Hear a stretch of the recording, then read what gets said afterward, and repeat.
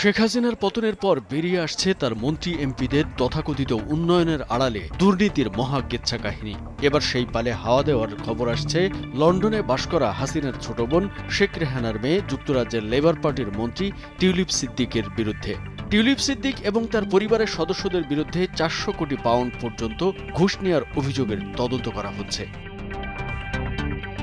ব্রিটেনে আর্থিক খাতে দুর্নীতি রোধের দায়িত্ব রয়েছে সিটি মিনিস্টার টিউলিপ সিদ্দিকের কাঁধে। টিউলিপের জন্মভূমি বাংলাদেশে একটি পারমাণবিক বিদ্যুৎ কেন্দ্রের চুক্তির সঙ্গে জড়িত কথিত অর্থ আত্মসাতের অভিযোগে তার বিরুদ্ধে তদন্ত করা হচ্ছে। বাংলাদেশের দুর্নীতি দমন কমিশন টিউলিপ সিদ্দিক, তার যুক্তরাজ্যে বসবাসকারী মা শেখ রেহানা সিদ্দিক এবং তার খালা বাংলাদেশের ক্ষমতাচ্যুত সাবেক প্রধানমন্ত্রী শেখ হাসিনার বিরুদ্ধে তদন্ত শুরু করেছে।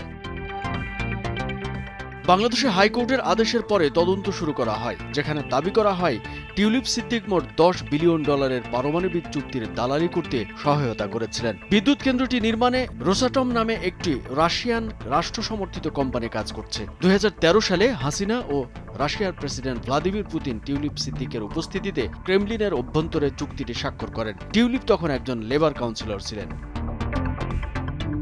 দুদক সিদ্দিকের পরিবারের অন্যান্য সদস্যদের বিরুদ্ধেও তদন্ত করছে, যার মধ্যে তার খালাতো ভাই সজীব অজেদ জয়, তিনি যুক্তরাষ্ট্রে থাকেন, এবং তার চাচা তারিক সিদ্দিক, তিনি বাংলাদেশে লুকিয়ে আছেন বলে ধারণা করা হচ্ছে। আদালতের কাগজপত্রে তাদের নাম ছিল। দুদকের একজন কর্মকর্তা বলেছেন, কমিশন জড়িতদের অবস্থান নির্বিশেষে স্বচ্ছতা ও জবাবদিহিতা নিশ্চিত করতে প্রতিশ্রুতিবদ্ধ। তবে সিদ্দিক এ বিষয়ে অস্বীকার করেছেন। গ্লোবাল ডিফেন্স কর্প নামে মার্কিন ভিত্তিক নিউজ ওয়েবসাইটের রূপপুর বিষয়ক নিবন্ধে প্রকাশের পর বাংলাদেশি মিডিয়াও সেটি গুরুত্ব দিয়ে প্রকাশ করে, যেখানে টিউলিপ সিদ্দিক ও তার পরিবারের সদস্যদের দ্বারা $4 বিলিয়ন কিভাবে চুরি করা হয়েছিল তার বিস্তারিত তুলে ধরা হয়।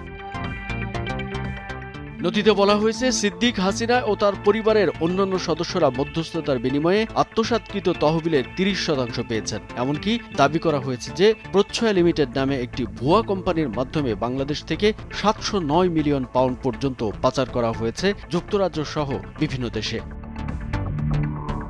তার খালার কট্টরপন্থী রাজনৈতিক দল আওয়ামী লীগের সঙ্গে অর্থমন্ত্রী টিউলিপের সম্পৃক্ততা 1 দশকেরও বেশি পুরনো, কারণ এরপর তিনি ব্রিটিশ মুখপাত্র হিসেবে কাজ করতে শুরু করেন। উইটেস্টের টরি এমপি জো রবার্টসন বলেছেন, এটি স্পষ্ট যে অভিযোগ গুরুতর। এখানে মন্ত্রী টিউলিপের সম্পৃক্ততা কতখানি ছিল তা জানা প্রয়োজন। গুরুতর তদন্তের অধীনে থেকেও সিদ্দিক কি তার মন্ত্রীপদে বহাল থাকবেন? কামরুজ্জামান আরিফ, ভোরের কাগজ।